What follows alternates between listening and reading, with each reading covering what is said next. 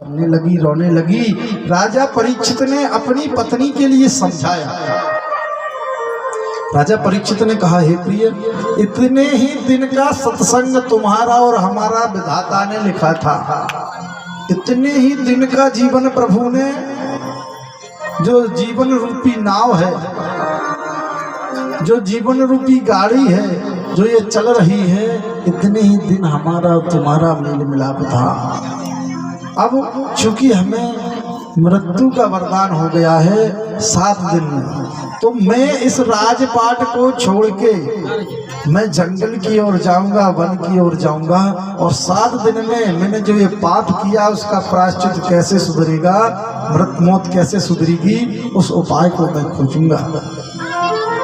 रात्रिकालीन वेला में अपनी पत्नी को समझा रहे हैं। तो आज इरावती बहुत दुख में है, बहुत कष्ट में है। इरावती ने कहा, हे स्वामी, आपके बगैर ये जीवन कैसे चलेगा, आपके बगैर ये जिंदगी कैसे जिएंगे। परीक्षित ने कहा, देखो, ना जीवन जलाने वाला मैं हूँ, ना जीवन आने वाला मैं हूँ। जो मालिक है, जो प्रभु है, वो जिंदगी का रखवाला है, वो जीवन का रखवाला है। सुख दुख हमारे जीवित होती हो भी यदि विधाता ने तुम्हारे भाग्य में दुख लिख दिए, तो हमारी कोई औकात नहीं कि हम तुम्हारे दुखों को काट सके। इसलिए जैसा प्रभु को राखना है वही होना है।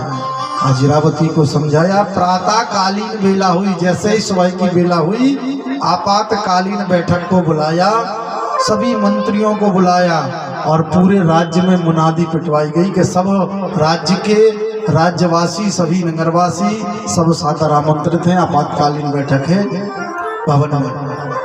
तो जितनी भी प्रजा थी, संपूर्ण प्रजा आई। सब मंत्री बैठे, महामंत्री बैठे, सैनिक बैठे।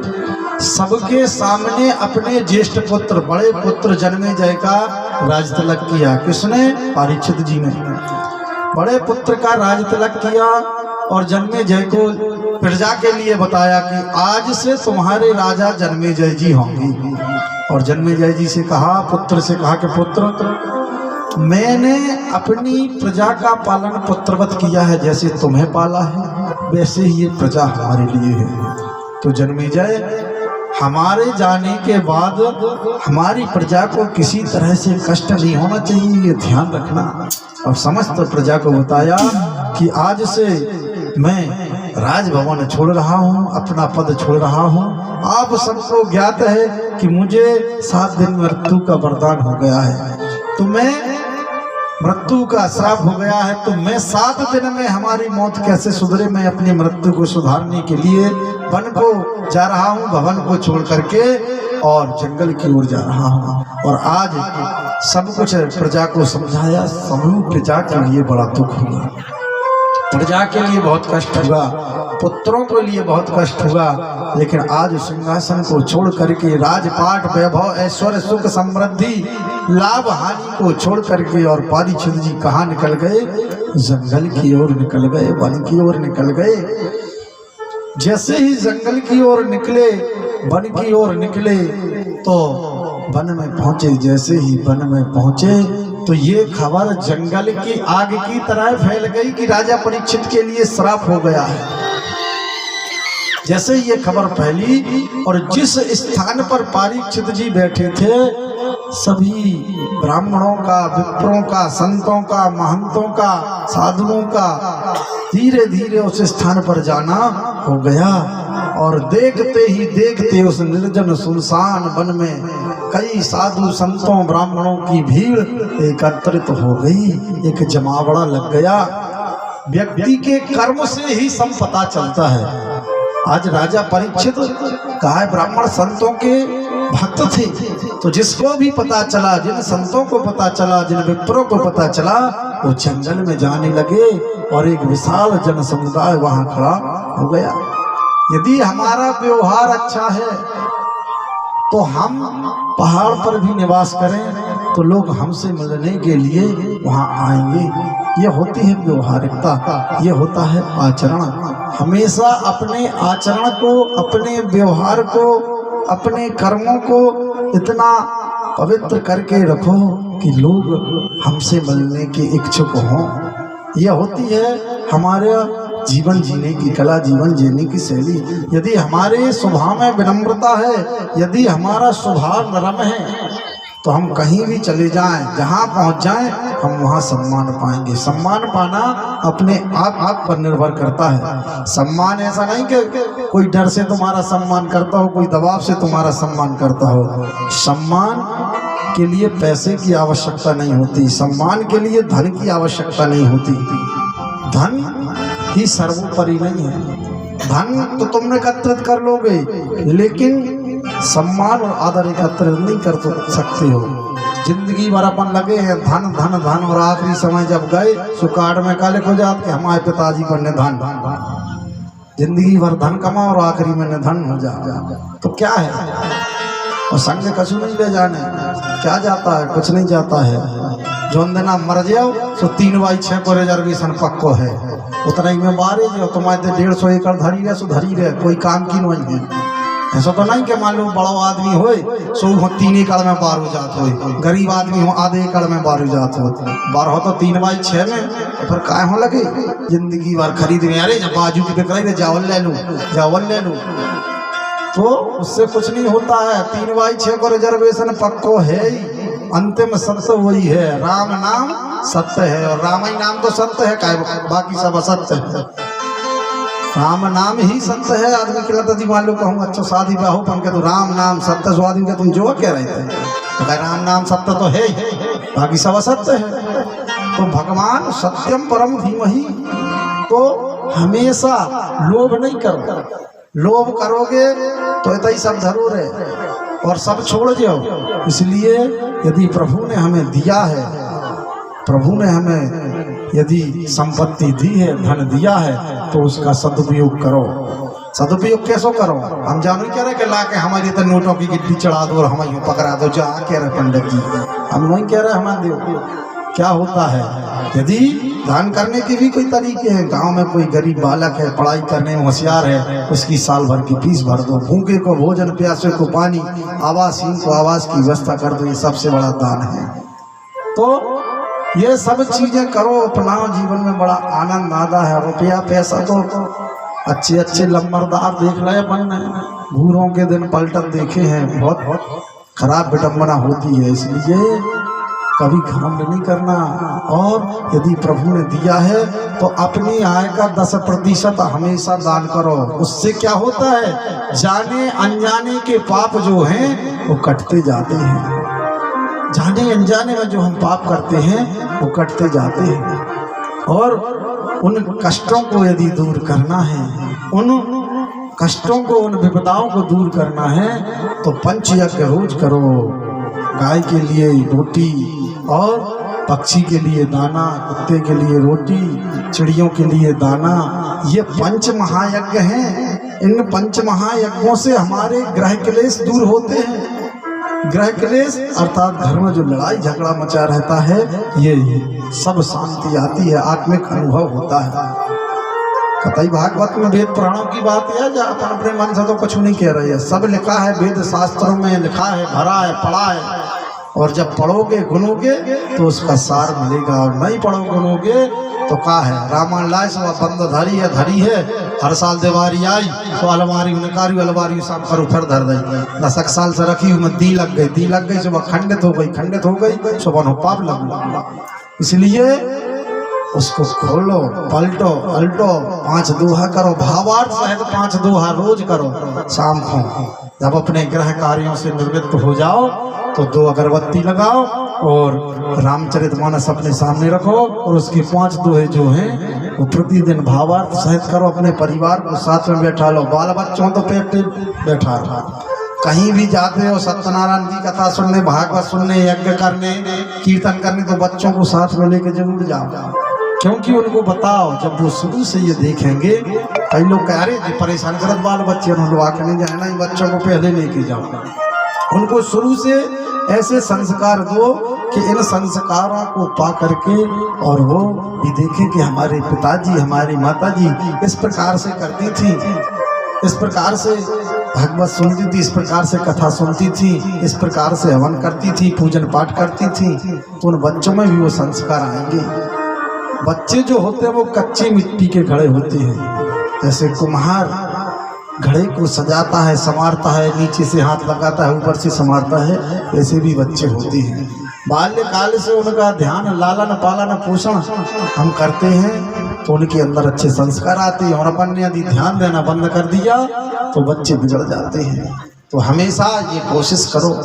आज राजा परीक्षित का व्यवहार इतना अच्छा रहा होगा कि सब संत महंत और जंगल में पहुंच गए, वन में पहुंच गए। देखते संतों का, ब्राह्मणों का जमावड़ा झुंड समूह वहां एकत्रित हो गया। जैसे ही वहां सब संत योगी महापुरुष पहुंचे, सब बैठे, राजा परीक्षित खड़े हुए। राजा परीक्षित जैसे ही खड़े हुए, राजा परीक्षित ने हाथ जोड़कर निवेदन किया और कहा, हे विप्रवरो, हे संतवरो, हो योगी वरो, आपके श्री चरणों में कोटि कोटि साक्षात दंडवत प्रणाम है। सबने उस प्रणाम को स्वीकार किया। राजा परीक्षित ने कहा, हे ऋषिवरो, जैसा कि आप सबको ज्ञात है कि मुझे 7 दिन बाद मृत्यु मेरी होना है, मेरी मौत होना है। तो हे ब्राह्मण देवताओं, 7 दिन में मैं अपनी मृत्यु को कैसे सुधारूं, ये उपाय हमें बताइए। तो सब जितने भी विद्वान थे, ब्राह्मण थे, संत थे, सब चुप रह गए, शांत रह गए। भाई 7 दिन में मृत्यु कैसे सुधरे, 7 दिन में मौत कैसे सुधरे, कैसे मुक्ति मिले। और जैसे आज आप लोग हो, हमारे लगा पंडित जी सत्यनारायण को पर्चा बना दो, भागवत को, यज्ञ को, अनुष्ठान को तो हम बना दें, और तुम्हारे यहाँ जाकर 7 दिन में हमारी मौत मुक्ति को पर्चा बना दो पंडित जी, हमारी मुक्ति कैसे मिले, तो हम क्या बता दें, हमका हमारे बाप ने बता पाए।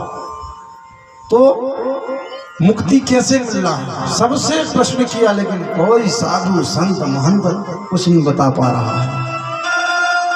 उसी सभा में हमारे परम अवधूत 16 वर्षीय दिगंबर संत आदरणीय श्री सुखदेव जी ने जैसे ही उस सभा में प्रवेश किया, सभी साधु संतों ने, महंतों ने, योगियों ने, जिन संतों की आयु 10,000 वर्ष थी, सभी ने खड़े होकर के सुखदेव जी का सम्मान किया और सुखदेव जी उस सभा में प्रवेश कर गए।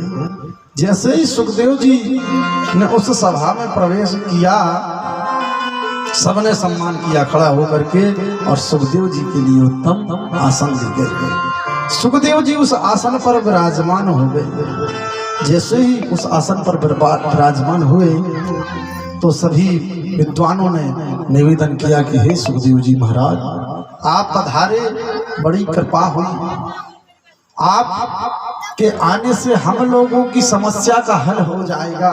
हम लोगों के सामने जो एक जटिल विडंबना, एक कठिन सवाल जो हम लोगों के सामने खड़ा हो गया है, उसका हल हो जाएगा, ऐसा हमें विश्वास है। सभी संतों ने हाथ जोड़ करके प्रार्थना की कि हे सुखदेव जी, राजा परीक्षित के लिए मृत्यु का वरदान हो गया है, और राजा परीक्षित की 7 दिन में कैसे मृत्यु सुधरे, आप वो उपाय बताइए। जैसे ही सबने हाथ जोड़कर निवेदन किया, परम सम्माननीय सुखदेव जी ने उस निवेदन को स्वीकार किया और सुखदेव जी ने कहा, आप सबके निवेदन पर, आप सबके कहने से आज राजा परीक्षित की मृत्यु जरूर सुधरेगी और 7 दिन में राजा परीक्षित को मुक्ति जरूर मिलेगी।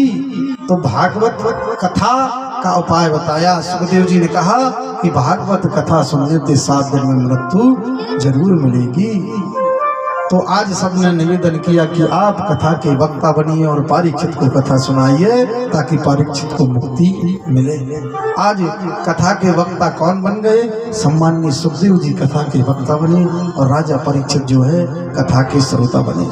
पहले कथा किसने कही? शनकादिक ऋषियों ने।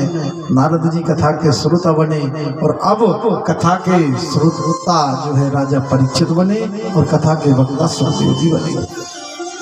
तो भागवत की जो कथा है वो मृत्यु को सुधारने की कथा है।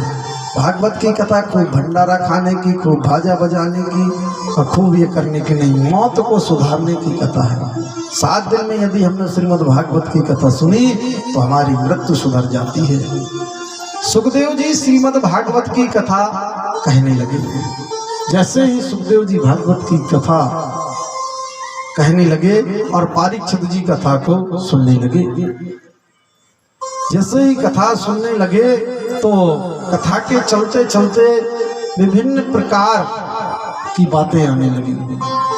सुखदेव जी कथा सुना रहे हैं, परीक्षित जी कथा सुन रहे हैं। तृतीय स्कंद की कथा में प्रवेश करते हैं। जैसे तृतीय स्कंद की कथा आई तो परीक्षित जी ने कहा कि हे गुरु बाबा, ठीक है, भगवान की प्राप्ति किसे होती है, आप ये बताइए हमें। परीक्षित जी ने निवेदन किया। परीक्षित जी ने कहा कि हे प्रभु, आप ये बताइए कि भगवान की प्राप्ति किसे होती है। ईश्वर को प्राप्त करने के लिए क्या धन की आवश्यकता होती है? ईश्वर को प्राप्त करने के लिए क्या बल की आवश्यकता होती है? ईश्वर को प्राप्त करने के लिए क्या सुंदर रूप की आवश्यकता होती है? ईश्वर को प्राप्त करने के लिए क्या पौरुषवान होना जरूरी है, धनवान होना जरूरी है, बलवान होना जरूरी है? आप बताइए कि ईश्वर किसे प्राप्त होते हैं? क्या गरीब को ईश्वर नहीं मिलते, बड़े लोगों को मिलते हैं? इस समस्या का हल कीजिए। तब एक सुंदर प्रसंग सुखदेव जी ने सुनाया। सुखदेव जी ने कहा कि ईश्वर को प्राप्त करने के लिए मानस में भी आया है, गई बहोर गरीब नवाजू। जरूरी नहीं है भगवान को प्राप्त करना है तो धन की बल की आवश्यकता हो, रूप सौंदर्य की आवश्यकता हो। ईश्वर को प्राप्त करना है क्योंकि ईश्वर तो घट घट में व्याप्त है। हरि व्यापक सर्वत्र समाना और प्रेम ते प्रकट होई में जाना। गई बहोर गरीब नवाजू, मानस में आया है, गरीब को भी भगवान बनते हैं। ईश्वर को प्राप्त करना है तो ईश्वर के प्रति आपके भाव होना चाहिए, ईश्वर के प्रति आपकी लगन होना चाहिए, भगवान के प्रति आपकी लगन होना चाहिए। भगवान ने क्या कहा है? निर्मल मंजन सो मोहि पावा और मोहि कपट छल छिद्र न भावा। भगवान को प्राप्त करना है तो अपने मन को निर्मल करो, अपने मन को साफ करो, भगवान की प्राप्ति होगी। भगवान जितना प्रेम हम अपने परिवार के सदस्यों से करते हैं उतना प्रेम यदि भगवान से करेंगे तो भगवान जरूर हमें प्राप्त होंगे। हम अपने परिवार के सदस्यों से कितना प्रेम करते हैं, बहुत। जैसे लोटा डोरी का प्रेम होता है वैसे ही प्रेम भगवान से करो तो ईश्वर जल्दी मिलेंगे। जितना प्रेम हम अपनी संतान से और पत्नी से करते हैं उतना प्रेम भगवान से करो। पत्नी वियोग में मनुष्य तो ठीक है सज्जनों, प्रभु भी दर दर भटक रहे थे और क्या कह रहे थे? हे खग मृग हे मधुकर श्रेणी, तुम देखी सीता मृगनायिनी। जंगल से, पर्वत से, पहाड़ से, वन से, नभ से पूछ रहे थे कि तुमने हमारी सीता मृगनायिनी को देखा? तो जितना प्रेम हम अपनी पत्नी से, अपनी संतान से, अपने परिवारजनों से करते हैं उतना ही प्रेम भगवान से करोगे तो भगवान मिल जाते हैं। मन को निर्मल करो। भाव का भूखा हूं मैं, भाव ही बस सार है, भाव से हमको भजो तो भाव से बिगड़ा। हमारे भाव भगवान के प्रति अच्छे होना चाहिए, हमारा मन अच्छा होना चाहिए, हमारे विचार प्रभु के प्रति अच्छा होना चाहिए।